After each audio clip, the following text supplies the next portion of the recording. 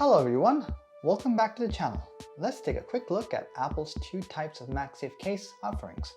The Apple silicone case on the left here and the leather MagSafe case on the right here. Which one is for you?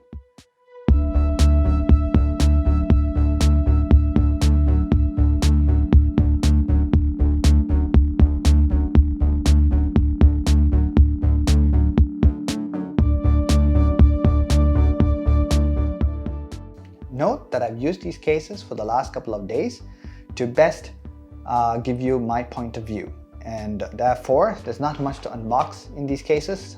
It's just empty. I just wanted to show you what the box looks like.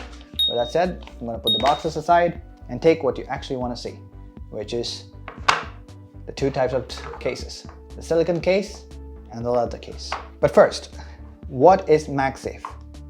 MagSafe is Apple's new magnetically attached wireless charging based Qi standard system. Now we won't go too much into the MagSafe charger today. We'll look into that in another video.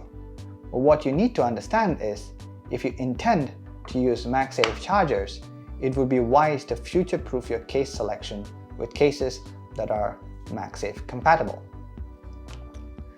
Let's talk about prices. Both these cases are not exactly inexpensive, and there isn't too much of a differentiating factor in terms of cost either. They come in at 55 euros for the silicone case and 65 euros for the leather case in France, $49 and $59 for the lucky folks in the US, and a whopping 4,900 rupees and 5,900 rupees in India, making it the most expensive in India like any other Apple product sold in India. Note that I have my iPhone 12 Pro Max here to show you the two cases in terms of color differentiation and in terms of the feel. Each case feels drastically different. The silicone case has mushy buttons on the side, while the leather case has metallic buttons. To be honest, I prefer the leather case.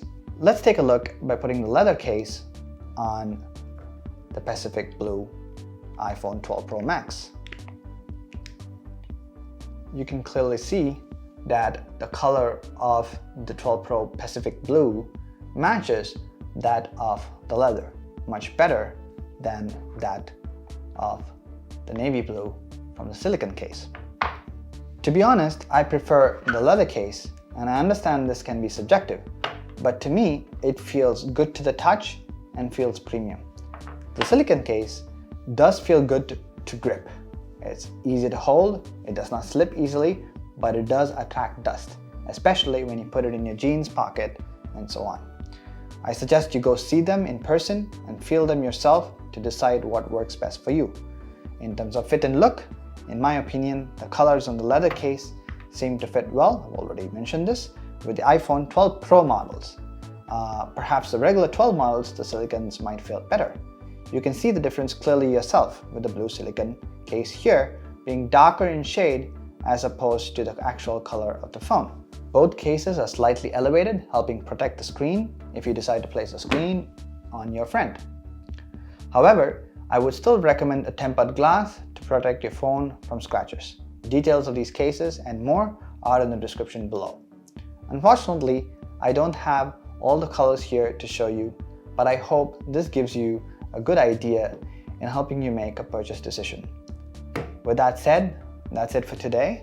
It's a very quick look. A full review of the iPhone 12 Pro Max is coming soon, so please subscribe and make sure you don't miss that. Make sure to hit the bell icon so that any new videos are notified to you immediately. Thank you for watching. If you like this video, please do consider giving it a like. It really helps out the channel. Now, what cases are you planning on getting? Do you have other recommendations? Please share them in the comments down below. Until next time, thank you for watching, stay safe, and bye.